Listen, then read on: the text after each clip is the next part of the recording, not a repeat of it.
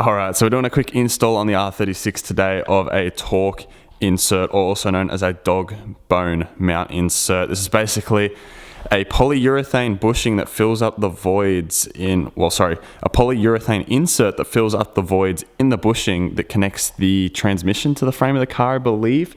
A lot of people say this is essential in some of the Audi platforms, so I decided while Sparesbox had a sale on, I'd pick one up and install it on my R36. It's supposed to improve like shifting speed. It's supposed to make the car feel more direct.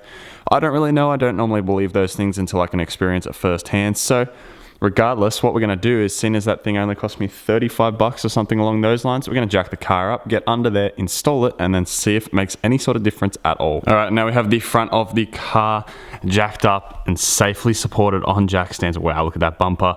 Let's get under there, have a look for the insert, and from what I've learnt through other people's trial and error, you need to install this in with a bit of silicone spray prior to removing the bolt that holds the bushing in. Otherwise, you make it very, very difficult for yourself by doing that the wrong way around. So what I'm gonna do is just lay down a quick towel, get under there, have a look, and just try and test fit it up to see if we can get it in there without too much persuasion. All right, so here we are under the super low R36.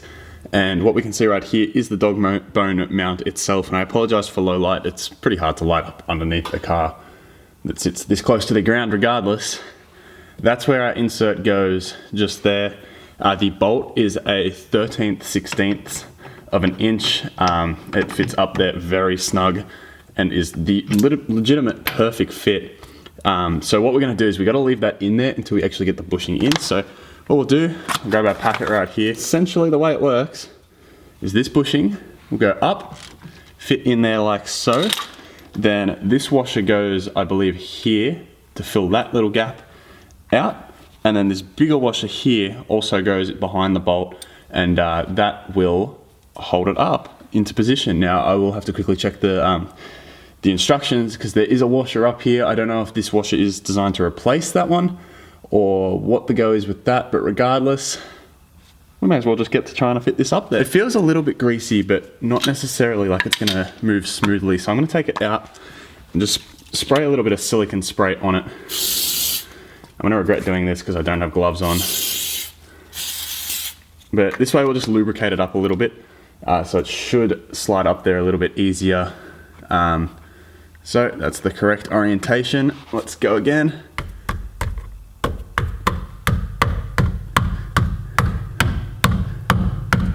Again, make sure if you're gonna do this, you have the car correctly jacked up.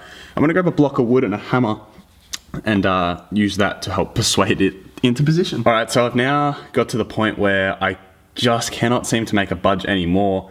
And I've just had the ingenious idea that what if I got my spare car jack, put this bit of wood here and just jacked it up by that, because surely the weight of, well, the friction caused by this polyurethane in this bushing is not gonna be enough to jack the car up. So I'm gonna grab my old jack and test that out, see if that theory works. This front side closest to the engine goes in perfectly fine, but this back side here seems to be a royal pain in the ass. So we're gonna get a car jack, pop that bit of wood there, jack the wood up, and hopefully that's gonna be it. That's such a simple solution. I've been trying this for 15 minutes now and I can't get it to budge any further than I have now. So let's try that out. Doing a little bit of trial and error here before I suss out other people's installs. But for some reason, I think this should work. I don't see why this wouldn't work.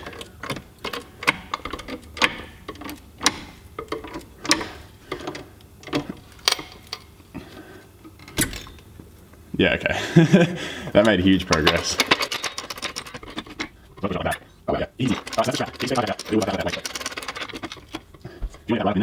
That is the strategy and a half. If you ask me, that's in there. Now that we've got that up there, we can get our socket on and remove the factory wheel bolt, which I can do by doing so. Oh, she's tight. Wow, she's really tight.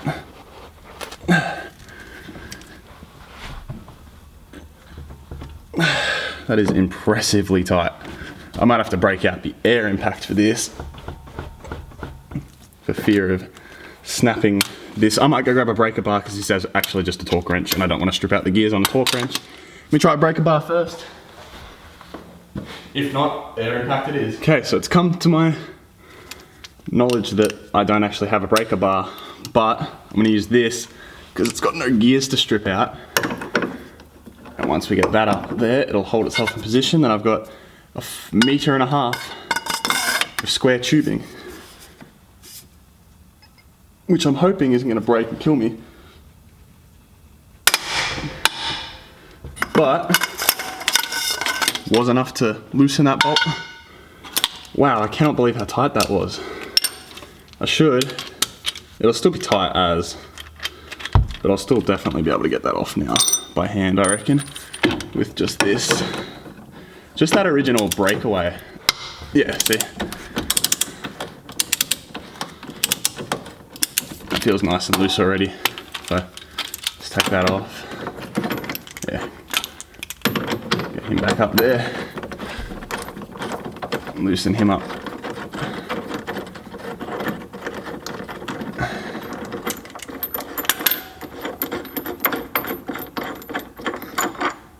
Too easy. So there's our bolt. Let's suss the instructions out. Okay, so I've had a look at the instructions and I've had a look at the bolt. The way this works is we get our washer that was supplied. That one goes up first, fits in that void that is just there. And then we get our bigger washer, the second of the two, that goes there. And then our original bolt with its washer goes behind that. So tightens it up like so. And then what we're going to do is torque this up to 40 Newton meters plus a 90-degree turn. So I'll hand tighten this as much as I possibly can, which is to about there.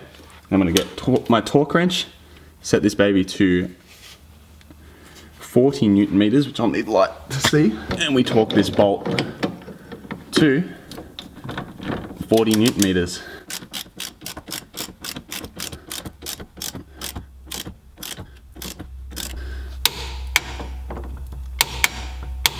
So there's our 40 Newton meters there. And then what we're just going to do is quickly take that torque rating and just crank it right up for our additional 90-degree turn as per what it recommends. So let's see. The ratchet is directly facing the front of the car, so let's turn a full 90 degrees to the wheel, which is just there. And we'll remove our socket, and there we have it. Grab our thumbnail, and that is a successfully installed Dogbone mount insert / torque arm in the R36 Passat. The gap is the same all the way around. It looks like it's in there properly and how it should be. And we'll go take this thing for a spin now and see if I can notice any sort of difference at all. All right, so here we are in the car. Now, I apologize for the drone. I would close the valve, but let's be honest, if you go for a drive in an R36 Passat, you want to hear that exhaust note. Immediately off the bat, when I popped it in reverse, there's a lot more of a vibration. I have been assured that this is to go away after about a week or so of driving. So it's going to be interesting having that vibration for a bit and seeing how people, if anyone comments on it when I give people lifts anywhere. But regardless of the fact, it's in. It's all torqued to spec. We're all nice and ready. And I mean, once I get to the end of this road, I'll put the foot down a little bit. We'll see if I notice any sort of immediate change. Besides that vibration, I can't say I've noticed anything yet. The car seemed to have been holding gears a little bit longer, as weird as that sounds when I pulled out of my street. But I don't think that is at all impacted by this mount. That just doesn't make any physical sense for that to become a factor. But saying that, it did hold gears longer. So that might just be the way I positioned my foot on the throttle, who knows, but it just appears to have held a gear longer. But yeah, so I'm hoping this vibration is supposed to go away after, yeah, I apologize for the drone. The vibration's supposed to go away after a week. But it's all lubricated, it's all torque to specs, so everything's done correctly. It'll just be literally it breaking itself in, seating its own position into the correct spot, so it feels best. Now I don't know if I should do this little pull. I might just do 2 or 3. I've got 3 turns to make before I can do a loop back home. So we're not gonna go sport, we're gonna go manual, because I often drive this thing in manual. So oil temp's at 80, so we're not right up there. That low down rev vibration is definitely there.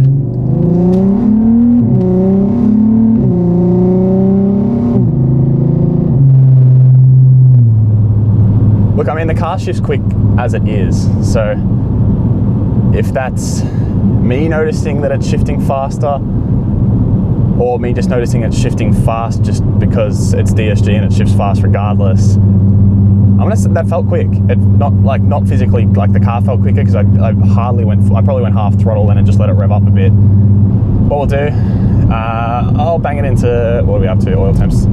Hey, oil temps getting up there. I'll bang it into sport, actually. Bang the windows down. I apologize for wind noise here. I hope the mic's not too much in a position. So, we're in sport. Let's see. That vibration's already less.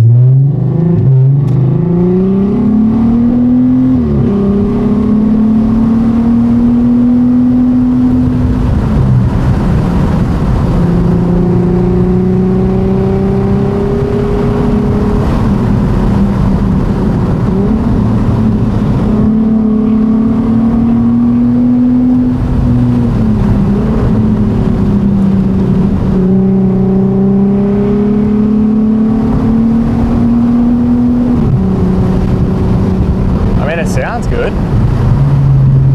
I don't know if I could say that I can immediately feel the difference there. Maybe.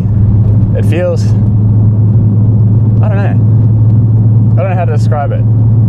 It feels different, but I can't put my finger on exactly what it is. Again, I've done 2, not hard pulls, just letting it rev because it's in sport. Like, I'm not actually accelerating hard or fast or going stupid speeds. That is a 100 zone there, and I didn't exceed 90 at all in those corners. Driving to conditions, obviously putting these disclaimers in here, that is, everything I just did then is legal. Just obviously, if anyone owns an R36 Passat, know that you put it in sport, it loves to rev out. So, I mean, the car sounds awesome. They always do. It definitely feels different, but I can't put my finger on what feels different. I think at the end of the day, it's one of those mods that you do for the sake of doing it. Maybe the difference will become more apparent. Again, I'm not beating on the car at all, so we'll open the valve back up here. I'll just open the passenger window and we'll bang it down. And there's a car coming.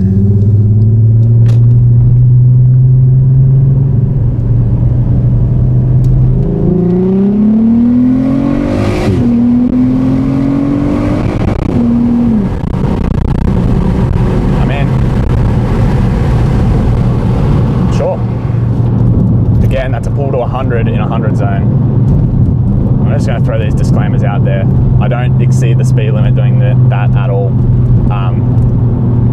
But yeah, no, that's first to second gear up to red line, which is at 95, I think, is red line in these in second.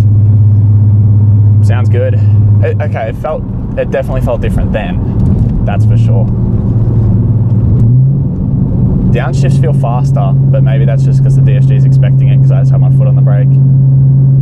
I don't know. It's hard to say. It really is hard to say.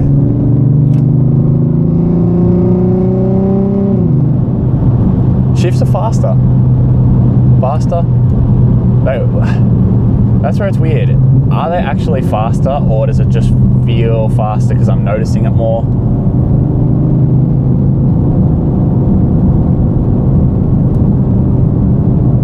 Weird.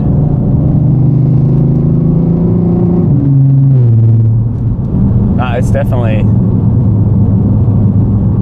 the shifts are more apparent, put it that way. But yeah, so that's been Dogbone insert mount for the R36 Passat. If you guys have enjoyed this video, of course, chuck a like on it, subscribe to my channel down below if you haven't already.